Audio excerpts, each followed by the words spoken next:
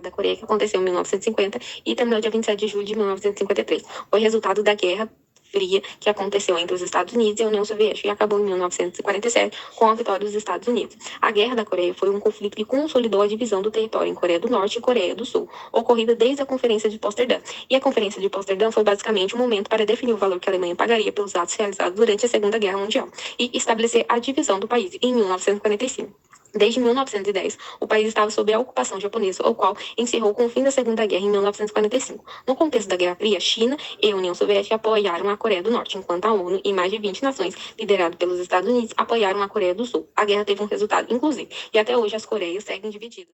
Para contextualizar a divisão das Coreias, a Península da Coreia ela era alvo, desde o começo do século XX, de interferência estrangeira, sobretudo dos japoneses, que inclusive anexaram a península ao seu território em 1910. Essa ocupação ela acontece através do Acordo de Anexação Coreia-Japão.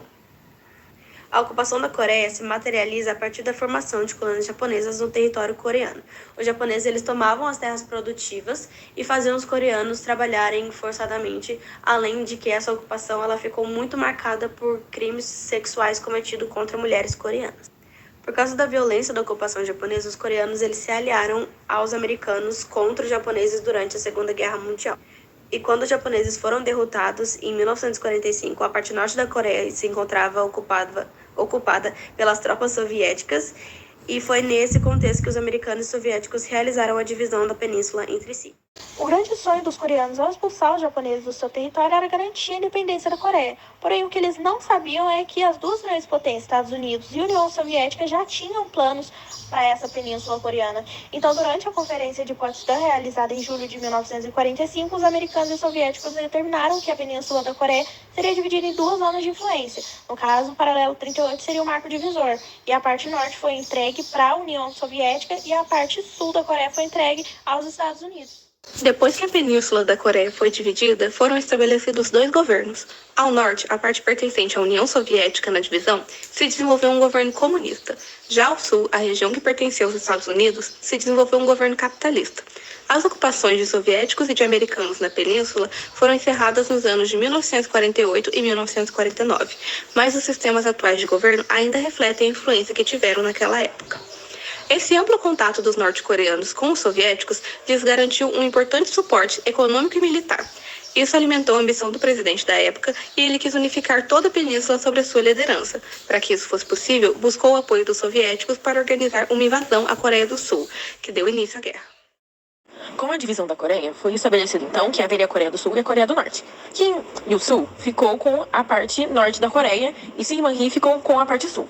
Com isso, Kim Il-sung ele resolveu pedir ajuda para os soviéticos com a intenção do quê? De unificar a Coreia de novo.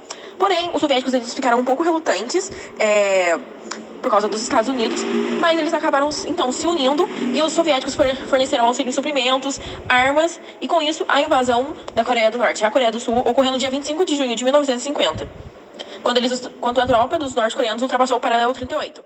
E a guerra pode ser dividida em três fases, sendo a primeira fase o grande avanço da Coreia do Norte, onde a Coreia do Norte chegou a avançar pela parte sul da Península da Coreia, encurralando o exército sul-coreano ao perímetro de Pusan. Então, basicamente, a primeira parte é o avanço da Coreia do Norte. Já a segunda fase, a gente começa a ver o exército sul-coreano reagir, principalmente por conta da entrada de soldados americanos no exército da Coreia do Sul.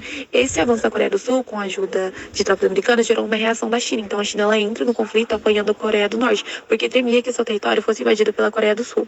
E aí, a gente tem a terceira fase, que é caracterizada como equilíbrio de forças. Então é aquele momento que nenhum e nem outro exército está à frente. Então há um equilíbrio.